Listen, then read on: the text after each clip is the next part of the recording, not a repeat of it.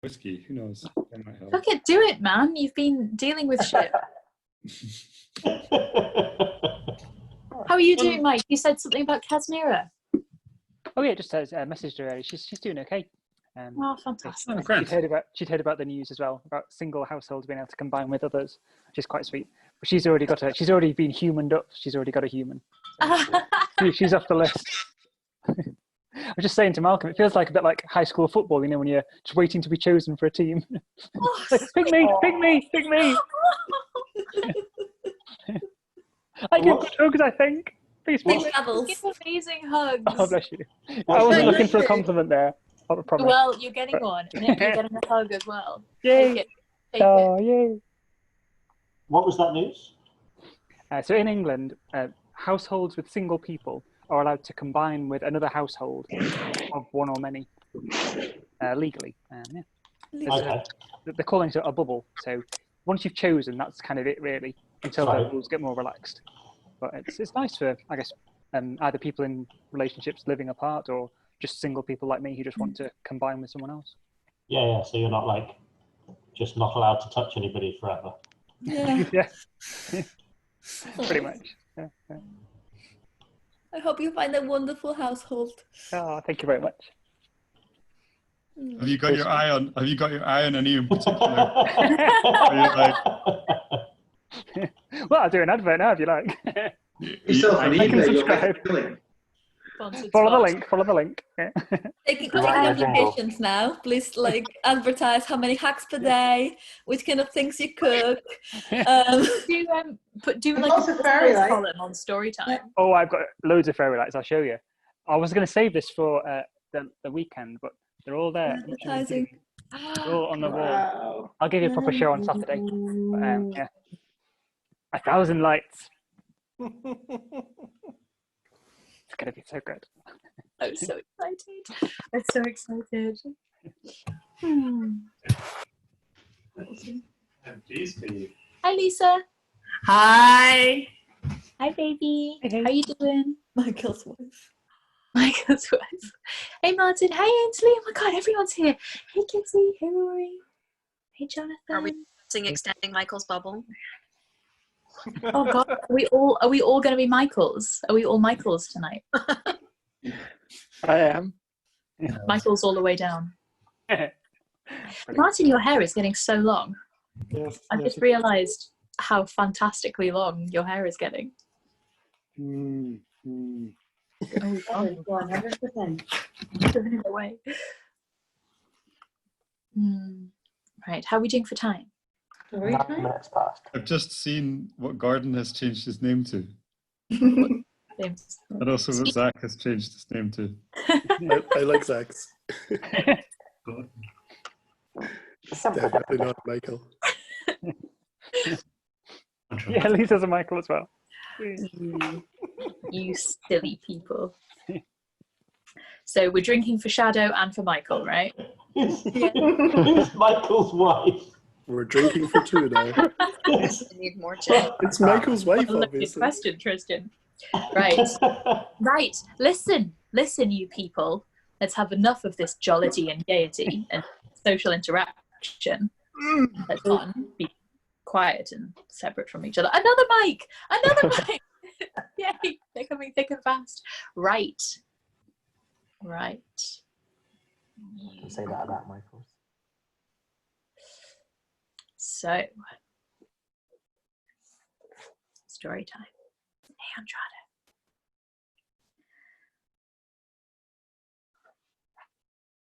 Are you sitting comfortably?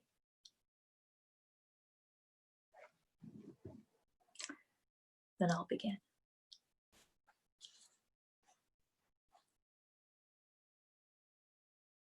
Chapter 4.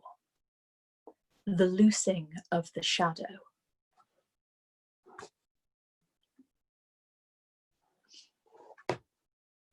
That spring Ged saw little of either Vetch or Jasper, for they being sorcerers studied now with the master patterner in the secrecy of the imminent grove, where no prentice might set foot. Ged stayed in the great house, working with the masters at all the skills practiced by sorcerers, those who work magic but carry no staff. wind-bringing, weather-working, finding and binding, and the arts of spellsmiths and spellwrights, tellers, chanters, heal-alls, and herbalists. At night, alone in his sleeping cell, a little ball of wear-light burning above the book in place of lamp or candle, he studied the further runes and the runes of Ea, which are used in the great spells. All these crafts came easy to him, and it was rumoured among the students that this master or that had said that the Gontish lad was the quickest student that had ever been at Roke, and tales grew up concerning the Otak, who was said to be a disguised spirit who whispered wisdom in Ged's ear. And it was even said that the Archmage's raven had hailed Ged at his arrival as Archmage to be. Whether or not they believed such stories, and whether or not they liked Ged, most of his companions admired him, and were eager to follow him when the rare wild mood came over him, and he joined them to lead their games on the lengthening evenings of spring. But for the most part, he was all work and pride and temper, and held himself apart. Among them all, Vetch being absent, he had no friend, and never knew he wanted one. He was 15, very young to learn any of the high arts of wizard or mage, those who carry the staff. But he was so quick to learn all the arts of illusion that the master changer, himself a young man, soon began to teach him apart from the others, and to tell him about the true spells of shaping. He explained how, if a thing is really to be changed into another thing, it must be renamed for as long as the spell lasts. And he told how this affects the names and natures of things surrounding the transformed thing. He spoke of the perils of changing, above all when the wizard transforms his own shape, and thus is liable to be caught in his own spell. Little by little, drawn on by the boy's sureness of understanding, the young master began to do more than merely tell him of these mysteries. He taught him first one and then another of the great spells of change, and he gave him the book of shaping to study. This he did without knowledge of the Archmage, and unwisely, yet he meant no harm.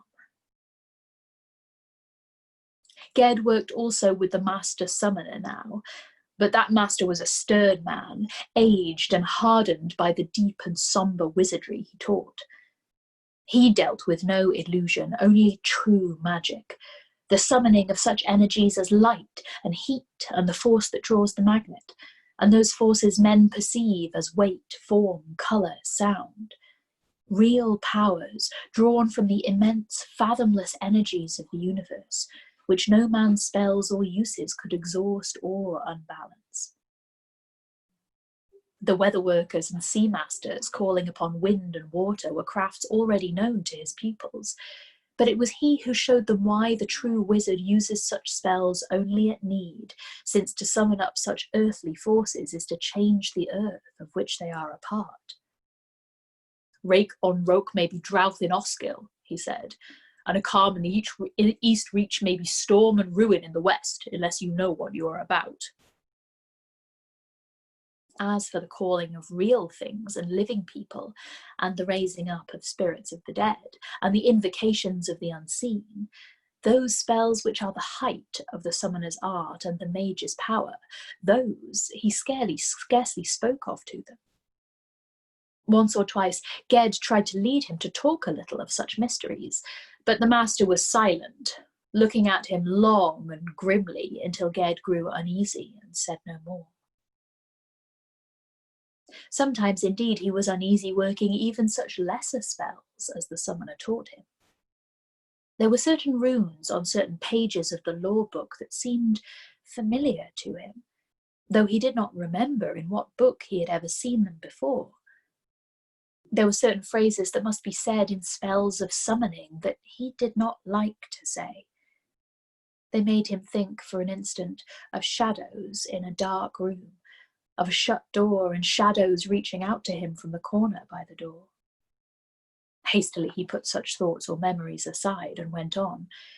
These moments of fear and darkness, he said to himself, were the shadows merely of his ignorance. The more he learned, the less he would have to fear, until finally, in his full power as wizard, he needed fear nothing in the world, nothing at all. In the second month of that summer, all the school gathered again at the great house to celebrate the moon's night and the long dance, which that year fell together as one festival of 2 nights, which happens but once in 52 years. All the first night, the shortest night of full moon of the year, flutes played out in the fields, and the narrow streets of Thwil were full of drums and torches, and the sound of singing went out over the moonlit waters of Roke Bay.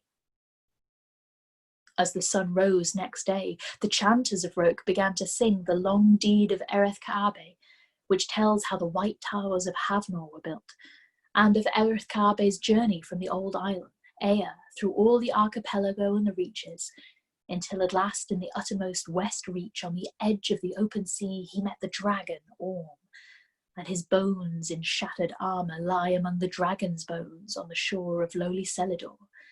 But his sword, set atop the highest tower of Havnor, still burns red in the sunset above the inmost sea. When the chant was finished, the long dance began. Townsfolk and masters and students and farmers all together, men and women, danced in the warm dusk and dust down all the roads of Roke to the sea beaches, to the beat of drums and drone of pipes and flutes. Straight out into the sea they danced, under the moon one night past full, and the music was lost in the breakers' sound. As the east grew light, they came back up the beaches and the roads, the drums silent and only the flutes playing soft and shrill. So it was done on every island of the archipelago that night. One dance, one music binding together the sea-divided lands. When the long dance was over, most people slept the day away and gathered again at evening to eat and drink. There was a group of young fellows, prentices and sorcerers, who had brought their supper out from the refectory to hold a private feast in a courtyard of the great house. Vetch, Jasper and Ged were there, and 6 or 7 others, and some young lads released briefly from the isolate tower, for this festival had brought even Curum Carmaruk out. They were all eating and laughing and playing such tricks out of pure frolic as might be the marvel of a king's court. One boy had lighted the court with 100 stars of wear-light, coloured like jewels, that swung in a slow netted procession between them and the real stars. And a pair of boys were playing bowls with balls of green flame and bowling pins that leaped and hopped away as the ball came near. And all the while, Vetch sat cross-legged, eating roast chicken, up in mid-air. One of the younger boys tried to pull him down to earth, but Vetch merely drifted up a little higher, out of reach, and sat calmly smiling on the air. Now and then he tossed away a chicken bone, which turned to an owl and flew hooting among the netted starlights.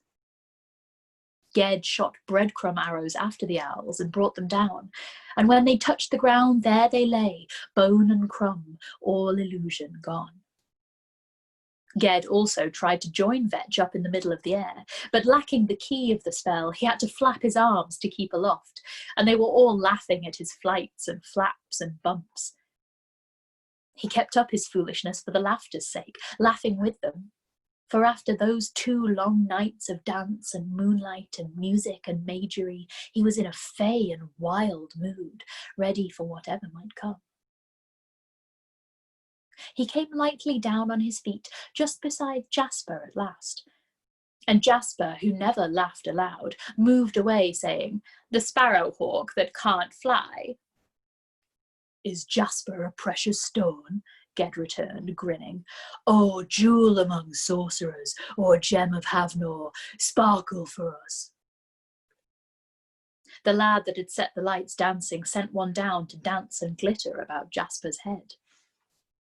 Not quite as cool as usual, frowning, Jasper brushed the light away and snuffed it out with one gesture.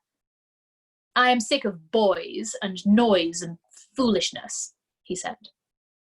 "You're getting middle-aged, lad," Vetch remarked from above. If silence and gloom is what you want, put in one of the younger boys, you could always try the tower. Ged said to him, "What is it you want then, Jasper?" "I want the company of my equals," Jasper said.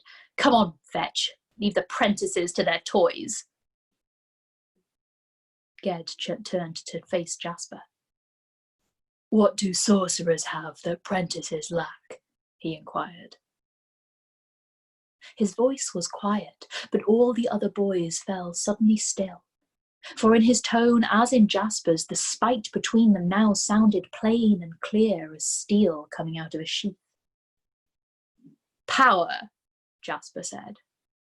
"I'll match your power, act for act." "You challenge me." "I challenge you." Vetch had dropped down to the ground, and now he came between them, grim of face. "Jewels in sorcery are forbidden to us, and well you know it. Let this cease." Both Ged and Jasper stood silent, for it was true they knew the law of Roke, and they also knew that Vetch was moved by love, and themselves by hate. Yet their anger was balked, not cooled. Presently, moving a little aside as if to be heard by Vetch alone, Jasper spoke with his cool smile. "I think you'd better remind your goat-herd friend again of the law that protects him. He looks sulky. I wonder, did he really think I'd accept a challenge from him? A fellow who smells of goats, a prentice who doesn't know the first change." "Jasper," said Ged, "what do you know of what I know?"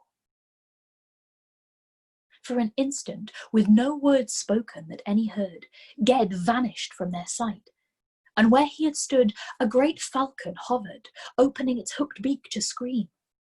For one instant, and then Ged stood again in the flickering torchlight, his dark gaze on Jasper. Jasper had taken a step backward in astonishment, but now he shrugged and said one word. "Illusion." The others muttered. Vetch said, "That was not an illusion.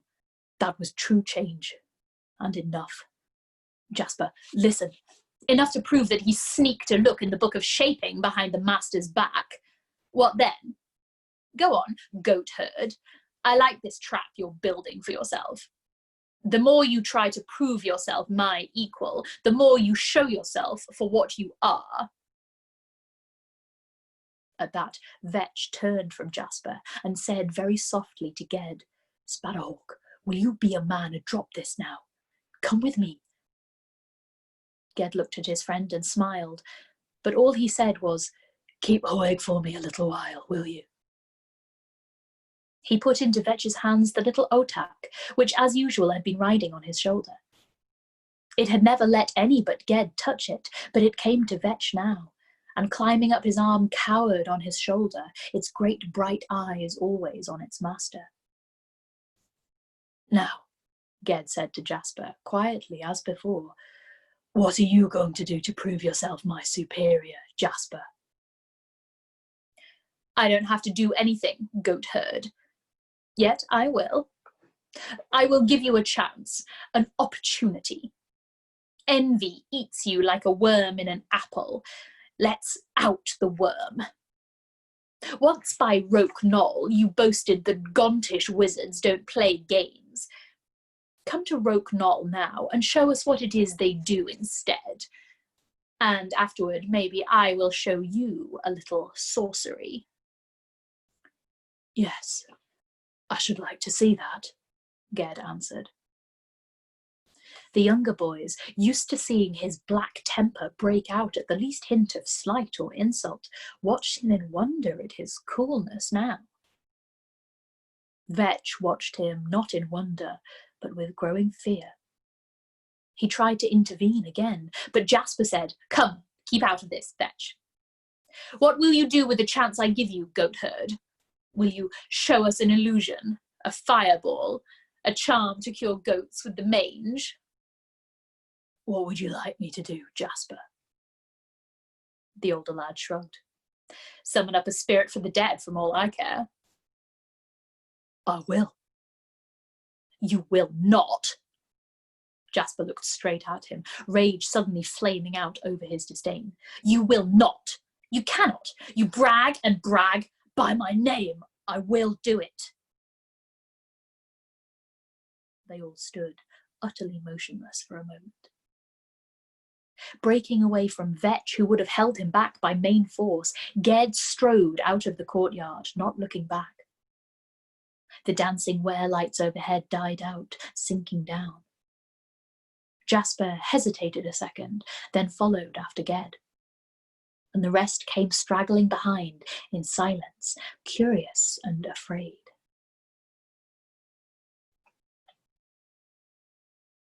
The slopes of Roke Knoll went up dark into the darkness of summer night before moonrise. The presence of that hill where many wonders had been worked was heavy, like a weight in the air among them. As they came onto the hillside, they thought of how the roots of it were deep, deeper than the sea, reaching down even to the old, blind, secret fires at the world's core. They stopped on the east slope. Stars hung over the black grass above them on the hill's crest. No wind blew. Ged went a few paces up the slope away from the others, and turning said in a clear voice, Jasper, whose spirit shall I call? Call whom you like, none will listen to you. Jasper's voice shook a little, with anger perhaps. Ged answered him softly, mockingly, Are you afraid? He did not even listen for Jasper's reply if he made one. He no longer cared about Jasper.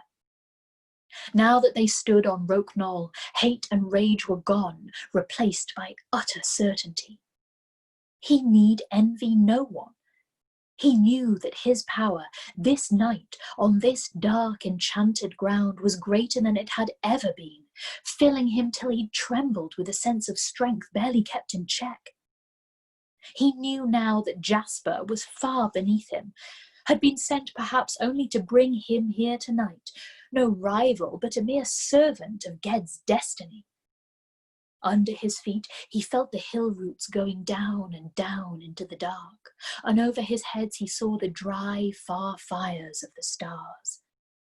Between, all things were his to order, to command. He stood at the centre of the world. Don't be afraid, he said, smiling. I'll call a woman spirit. You need not fear a woman. Elfarran I will call, the fair lady of the deed of Enlad. She died 1,000 years ago. Her bones lie afar under the sea of Ea, and maybe there never was such a woman. Do years and distances matter to the dead? Do the songs lie? Ged said with the same gentle mockery. And then saying, Watch the air between my hands. He turned away from the others and stood still. In a great, slow gesture, he stretched out his arms, the gesture of welcome that opens an invocation. He began to speak. He had read the runes of this spell of summoning in Ogian's book 2 years and more ago, and never since had seen them. In darkness he had read them then. Now, in this darkness, it was as if he read them again on the page open before him in the night. But now he understood what he read, speaking it aloud, word after word, and he saw the markings of how the spell must be woven with the sound of the voice and the motion of body and hand. The other boys stood watching, not speaking, not moving unless they shivered a little, for the great spell was beginning to work. Ged's voice was soft still, but changed, with a deep singing in it, and the words he spoke were not known to them. He fell silent. Suddenly the wind rose roaring in the grass. Ged dropped to his knees and called out aloud. Then he fell forward as if to embrace earth with his outstretched arms, and when he rose, he held something dark in his straining hands and arms, something so heavy that he shook with effort, getting to his feet. The hot wind whined in the black tossing grasses on the hill, If the stars shone now, none saw them. The words of the enchantment hissed and mumbled on Ged's lips, and then he cried out aloud and clearly, Elfaron! Again he cried the name, Elfaron! And the third time, Elfaron! The shapeless mass of darkness he had lifted split apart. It sundered, and a pale spindle of light gleamed between his open arms, a faint oval reaching from the ground up to the height of his raised hands. In the oval of light for a moment there moved a form, a human shape, a tall woman looking back over her shoulder. Her face was beautiful and sorrowful and full of fear. Only for a moment did the spirit glimmer there.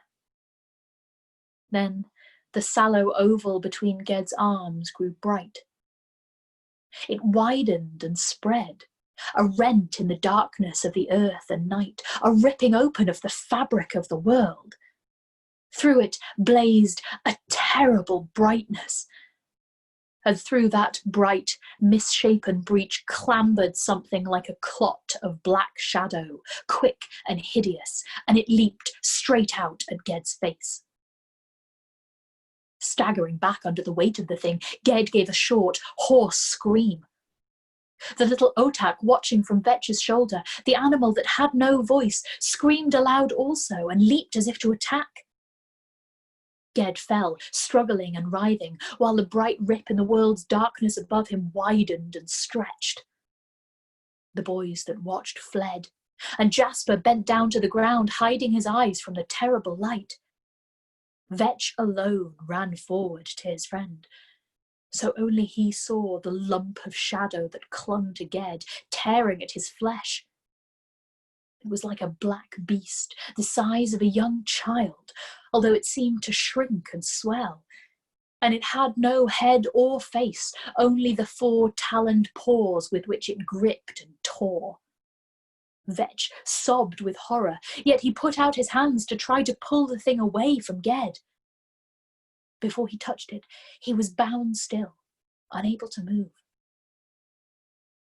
The intolerable brightness faded, and slowly the torn edges of the world closed together. Nearby, a voice was speaking as softly as a tree whispers or a fountain plays. Starlight began to shine again, and the grasses of the hillside were whitened with the light of the moon just rising. The night was healed. Restored and steady lay the balance of light and dark. The shadow beast was gone. Ged lay sprawled on his back, his arms flung out as if they yet kept the wide gesture of welcome and invocation. His face was blackened with blood, and there were great black stains on his shirt. The little otak cowered by his shoulder, quivering.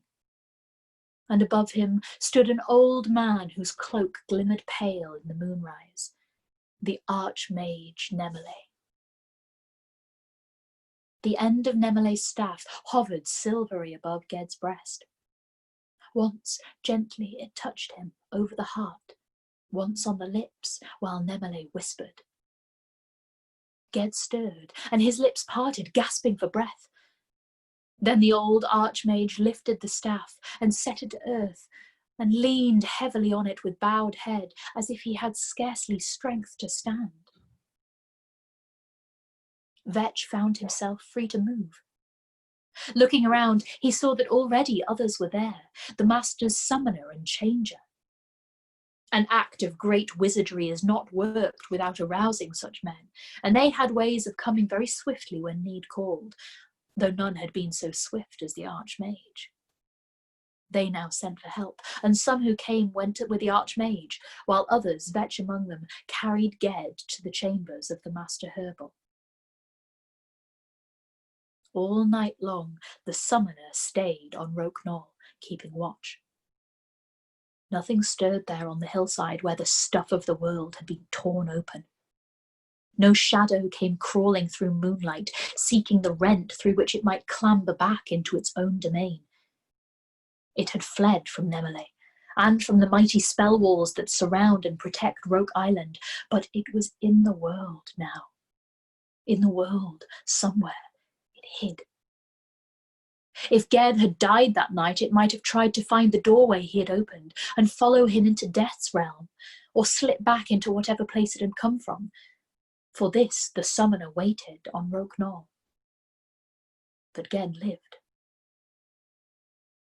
They had laid him a bed in the healing chamber, and the Master Herbal tended the wounds he had on his face and throat and shoulder. They were deep, ragged, and evil wounds. The black blood in them would not stanch, welling out even under the charms and the cobweb-wrapped periot leaves laid upon them. Ged lay blind and dumb in fever like a stick in a slow fire, and there was no spell to cool what burned him. Not far away, in the unroofed court where the fountain played, the archmage lay also unmoving, but cold, very cold. Only his eyes lived, watching the fall of moonlit water and the stir of moonlit leaves. Those with him said no spells and worked no healing. Quietly they spoke among themselves from time to time, and then turned again to watch their lord. He lay still, hawk nose and high forehead and white hair bleached by moonlight all to the colour of bone. To check the ungoverned spell and drive off the shadow from Ged, Nemele had spent all his power, and with it his bodily strength was gone. He lay dying. But the death of a great mage, who has many times in his life walked on the dry, steep hillsides of Death's kingdom, is a strange matter. For the dying man goes not blindly, but surely, knowing the way. When Nemele looked up through the leaves of the tree, those with him did not know if he watched the stars of summer fading in daybreak, or those other stars which never set above the hills that see no dawn. The raven of Oskill that had been his pet for 30 years was gone. No one had seen where it went. It flies before him, the Master Pattern said as they kept vigil. The day came warm and clear. The great house and the streets of Thwill were hushed.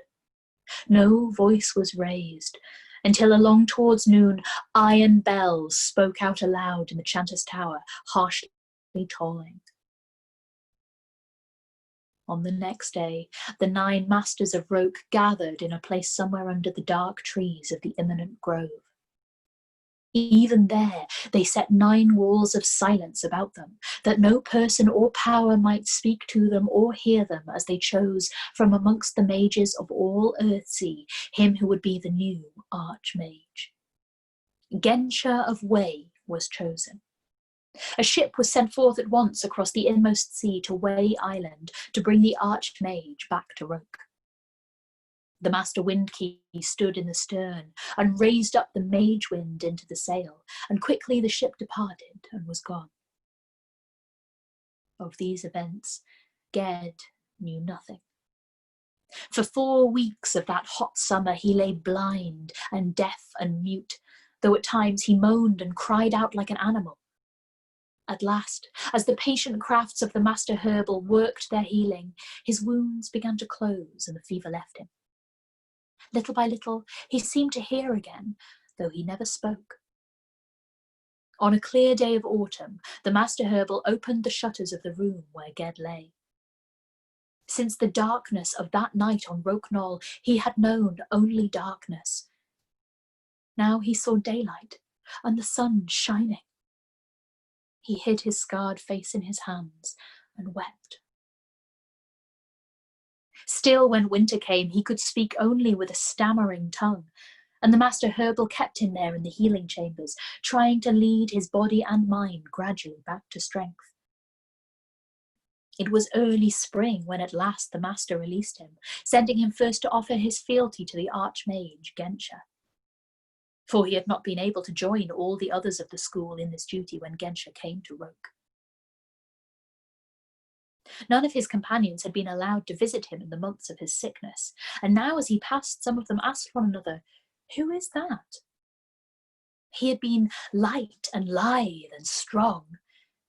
Now, lamed by pain, he went hesitantly and did not raise his face, the left side of which was white with scars. He avoided those who knew him and those who did not, and made his way straight to the court of the fountain. There, where once he had awaited Nemele, Gensha awaited him. Like the old archmage, the new one was cloaked in white. But like most men of Wei in the East Reach, Gensha was black-skinned, and his look was black under thick brows. Ged knelt and offered him fealty and obedience. Gensha was silent a while. "I know what you did," he said, "but not what you are. I cannot accept your fealty." Ged stood up and set his hand on the trunk of the young tree beside the fountain to steady himself. He was still very slow to find words. "Am I to leave Roke, my lord?" "Do you want to leave Roke?" "No." "What do you want?" "To stay, to learn, to undo the evil. Nemele himself could not do that. No, I would not let you go from Roke. Nothing protects you but the power of the masters here, and the defences laid upon this island that keep the creatures of evil away. If you left now, the thing you loosed would find you at once, and enter into you, and possess you. You would be no man but a Gebeth, a puppet doing the will of that evil shadow which you raised up into the sunlight. You must stay here until you gain strength and wisdom enough to defend yourself from it, if ever you do. Even now, it waits for you. Assuredly, it waits for you. Have you seen it since that night?" "In dreams, Lord." After a while, Ged went on, speaking with pain and shame. "Lord Gensha, I do not know what it was, the thing that came out of the spell and cleaved to me. Nor do I. It has no name. You have great power inborn in you, and you used that power wrongly to work a spell over which you had no control, not knowing how that spell affects the balance of light and dark, life and death, good and evil. And you were moved to do this by pride and by hate. Is it any wonder the result was ruin? You summoned a spirit from the dead, but with it came one of the powers of unlife. Uncalled, it came from a place where there are no names. Evil, it wills to work evil through you. The power you had to call it gives it power over you. You are connected. It is the shadow of your arrogance, the shadow of your ignorance, the shadow you cast. Has a shadow a name?" Gerd stood sick and haggard. He said at last, "Better I had died." "Who are you to judge that? You for whom Nemele gave his life. You are safe here. You will live here and go on with your training. They tell me you are clever. Go on and do your work. Do it well. It is all you can do." So Gensha ended, and was suddenly gone, as is the way of mages. The fountain leaped in the sunlight, and Ged watched it a while and listened to its voice, thinking of Nemele. Once in that court, he had felt himself to be a word spoken by the sunlight. Now the darkness also had spoken, a word that could not be unsaid. He left the court, going to his old room in the south tower, which they had kept empty for him. He stayed there, alone. When the gong called to supper, he went, but he would hardly speak to the other lads at the long table, or raise his face to them, even those who greeted him most gently. So after a day or two, they all left him alone. To be alone was his desire, for he feared the evil he might do or say unwittingly. Neither Vetch nor Jasper was there, and he did not ask about them. The boys he had led and lorded over were all ahead of him now because of the months he had lost, and that spring and summer he studied with lads younger than himself. Nor did he shine among them, for the words of any spell, even the simplest illusion charm, came halting from his tongue, and his hands faltered at their craft. In autumn he was to go once again to the isolate tower to study with the master namer. This task, which he had once dreaded, now pleased him, for silence was what he sought, and long learning where no spells were wrought, and where that power which he knew was still in him would never be called upon to act. The night before he left for the tower, a visitor came to his room, one wearing a brown travelling cloak and carrying a staff of oak shod with iron. Ged stood up at the sight of the wizard's staff. Sparrowhawk. At the sound of the voice, Ged raised his eyes. It was Vetch standing there, solid and foursquare as ever, his black, blunt face older, but his smile unchanged. On his shoulder crouched a little beast, brindle-furred and bright-eyed. He stayed with me while you were sick, and now I'm sorry to part with him. I'm sorrier to part with you, Sparrowhawk. But I'm going home. Here, Hoeg, go to your true master. Vetch patted the otak and set it down on the floor. It went and sat on Ged's pallet and began to wash its fur with a dry brown tongue like a little leaf. Vetch laughed, but Ged could not smile. He bent down to hide his face, stroking the otak. I thought you wouldn't come to me, Vetch, he said. He did not mean any reproach, but Vetch answered, I couldn't come to you.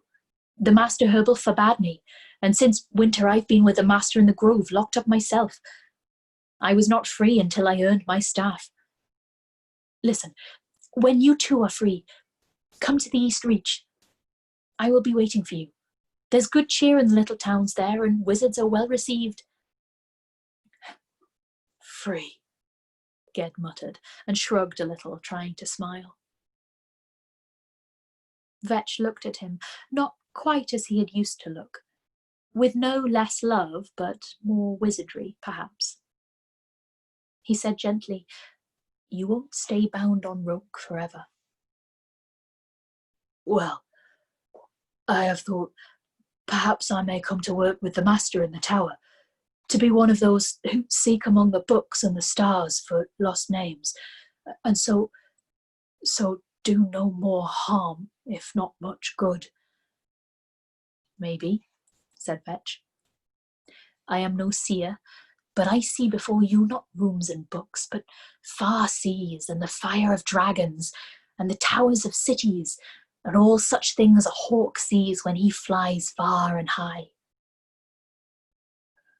And behind me? What do you see behind me? Ged asked, and stood up as he spoke, so that the wear-light that burned overhead between them sent his shadow back against the wall and the floor.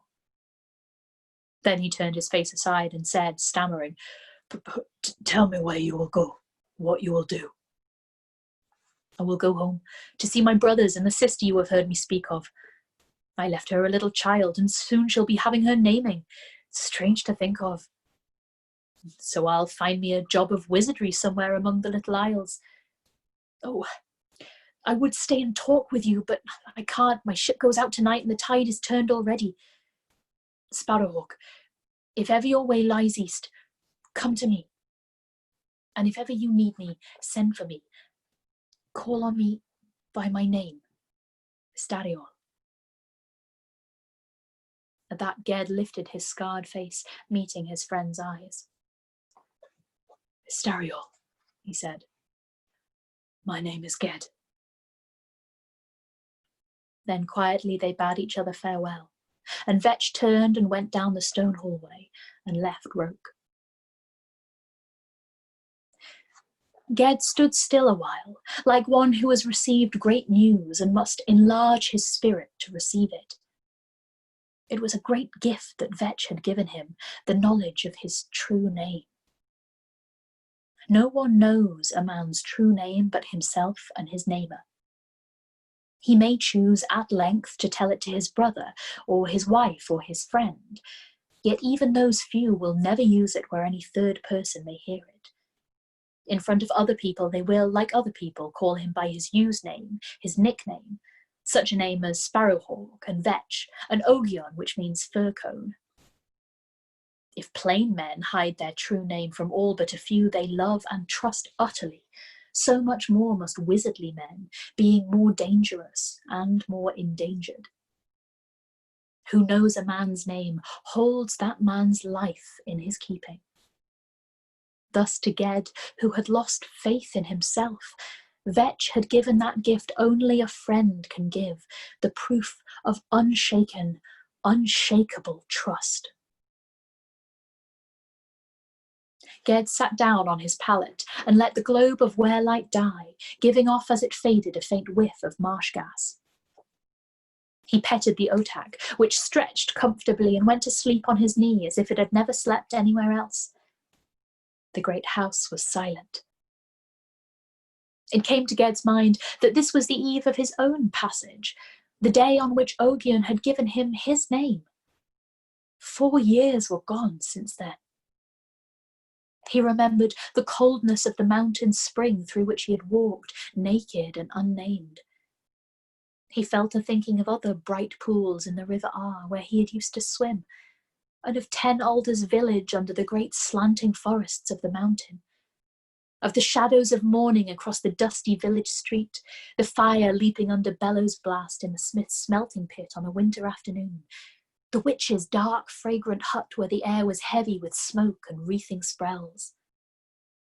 He had not thought of these things for a long time. Now they came back to him on this night he was 17 years old.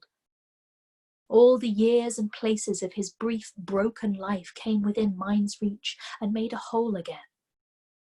He knew once more, at last, after this long, bitter, wasted time, who he was and where he was.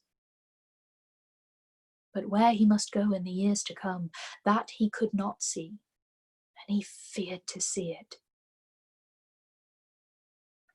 Next morning, he set out across the island, the otak riding on his shoulder as it had used to. This time it took him 3 days, not 2, to walk to the isolate tower, and he was bone-weary when he came in sight of the tower above the spitting, hissing seas of the northern cape. Inside, it was dark as he remembered, and cold as he remembered, and Curam Karmaruk sat on his high seat writing down lists of names. He glanced at Ged and said, without welcome, as if Ged had never been away, "Go to bed. Tired is stupid. Tomorrow you may open the book of the undertakings of the makers, learning names therein." At winter's end, he returned to the great house. He was made sorcerer then, and the Archmage Gensha accepted at that time his fealty. Thenceforth, he studied the high arts and enchantments, passing beyond the arts of illusion to the works of real magery, learning what he must know to earn his wizard's staff. The trouble he had in speaking spells wore off over the months, and skill returned into his hands. Yet he was never so quick to learn as he had been, having learned a long, hard lesson from fear. Yet no ill portents or encounters followed on his working, even of the great spells of making and shaping, which are most perilous. He came to wonder at times if the shadow he had loosed might have grown weak, or fled somehow out of the world, for it came no more into his dreams. But in his heart he knew such hope was folly. From the masters and from ancient law books, Ged learned from what he could about such beings as this shadow he had loosed. Little was there to learn. No such creature was described or spoken of directly. There were at best hints here and there in the old books of things that might be like the shadow beast. It was not a ghost of human man, nor was it a creature of the old powers of earth, and yet it seemed it might have some link with these. In The Matter of the Dragons, which Gerd read very closely, there was a tale of an ancient dragon lord who had come under the sway of one of the old powers, a speaking stone that lay in a far northern land.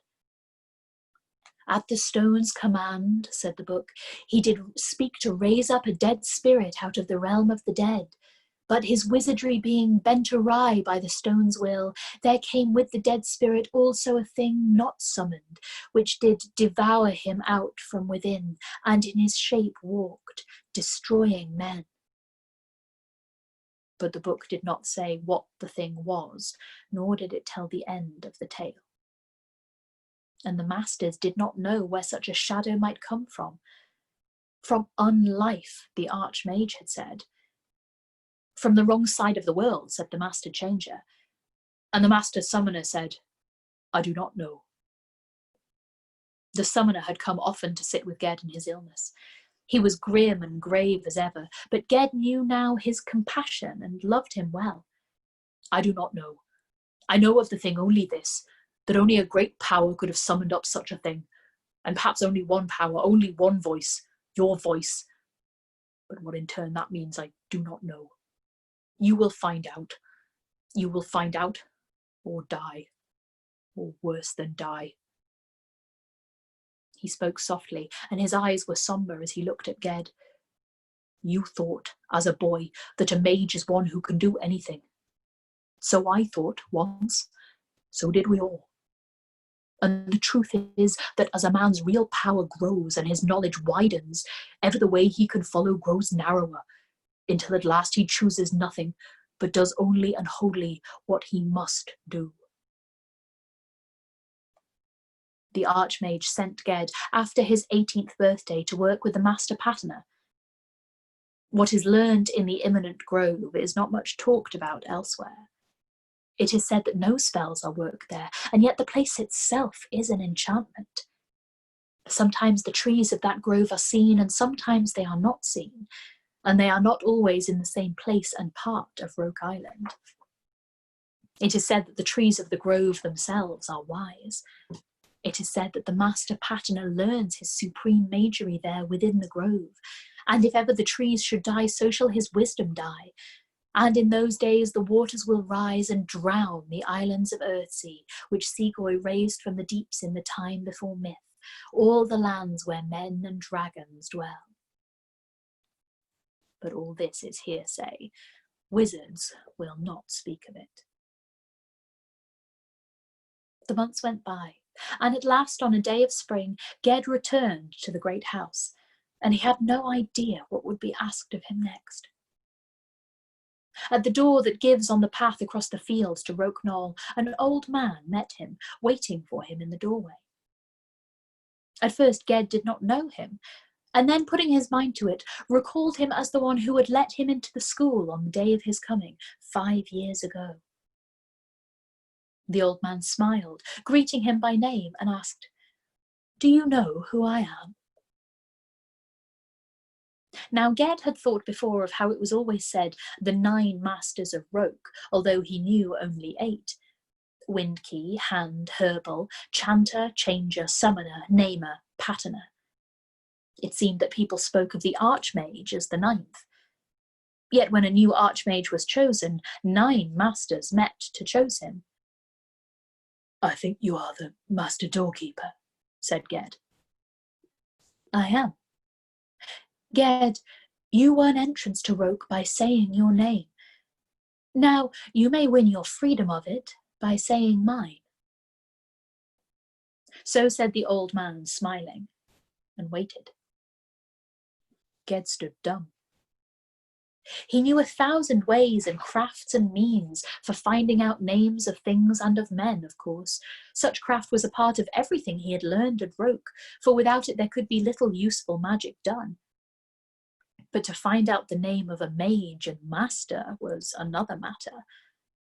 A mage's name is better hidden than a herring in the sea, better guarded than a dragon's den. A prying charm will be met with a stronger charm. Subtle devices will fail. Devious inquiries will be deviously thwarted, and force will be turned ruinously back upon itself. "You keep a narrow door, master," said Ged at last. "I must sit out in the fields here, I think, and fast till I grow thin enough to slip through." "As long as you like," said the doorkeeper, smiling. So Ged went off a little way and sat down under an alder on the banks of the Thwilburn, letting his otak run down to play in the stream and hunt the muddy banks for creek crabs. The sun went down, late and bright, for spring was well along. Lights of lantern and warelight gleamed in the windows of the great house, and down the hill the streets of Thwill town filled with darkness.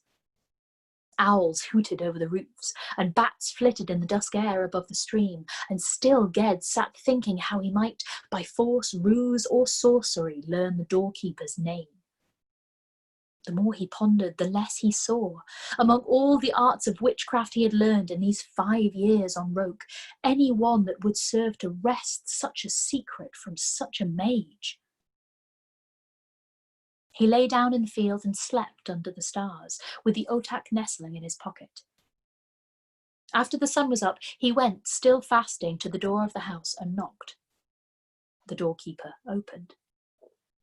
"Master," said Ged, "I cannot take your name from you, not being strong enough, and I cannot trick your name from you, not being wise enough.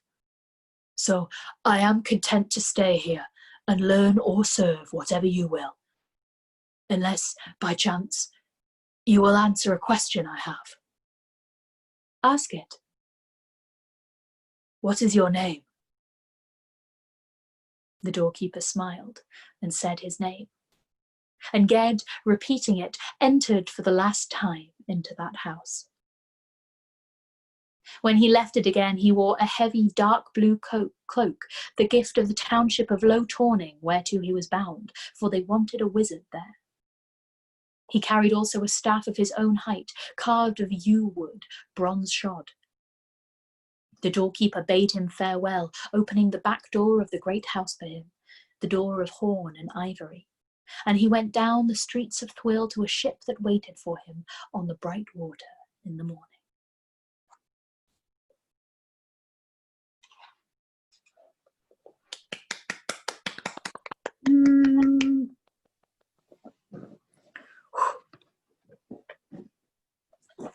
Oh, we've got a beautiful picture as well. Do you want to see? Yes. Yes, yes. Look at this. Oh, hold it up. No. Beautiful. Oh, is that the evilness that was unlocked? Isn't that amazing? Okay. Well, if it isn't the consequences of my own actions. I feel it's not his fault. Like it was always going to happen, right? Because we saw the shadow before, like he had any power, and that's why he had to leave, or he was offered to leave. Do we have to drink Barnabas' shadow as well? Yeah. Yes. Look, we're all smashed already. For the rest of your life, you have to drink anytime anyone says the word shadow. Was this sentence where you said the word shadow like 6 times? Yeah. Ah, Jesus. Yeah, is everyone trashed by now? So was that the same dark shadow he saw on that little hut? Or was it just a different dark shadow? Okay. Who knows? Magic. I think it's definitely strongly implied that this is a particularly bad and evil and deep dark thing of the like of which there's not many though, right? Seems like it would be the same shadow to me. Maybe it's like the otak and he just needs to call it by its name and then it'll like curl up in his hoodie.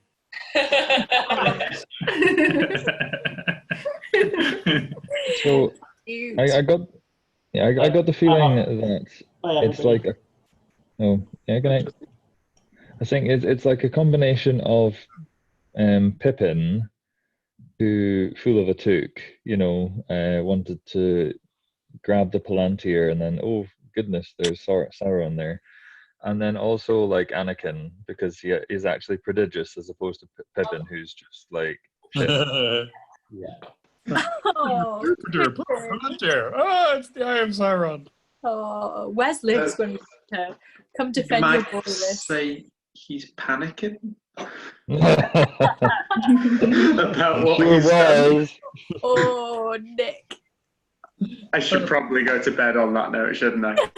Good night. Oh, You're banished. right. Good night, sweet pea. Also, Vetch is the best. Vetch is so good. I love Oh. him. So He's a lovely. good person. Yeah, Vetch is continuing to vetch. I really love the end where he has to ask the gatekeeper his name. Like, I think that's a really awesome way to end a wizard's training. It's like, here we teach you like great universal power, and also that you sometimes have to ask people for help. Yeah. Because you're not always the biggest guy. Like, Yeah. And like, I think that's a real sign of kind of progress and growth for Ged as well, that like that his sort of kind of pride and arrogance has been kind of tamed and humbled to the extent that he is able to, like It's scratched out of him.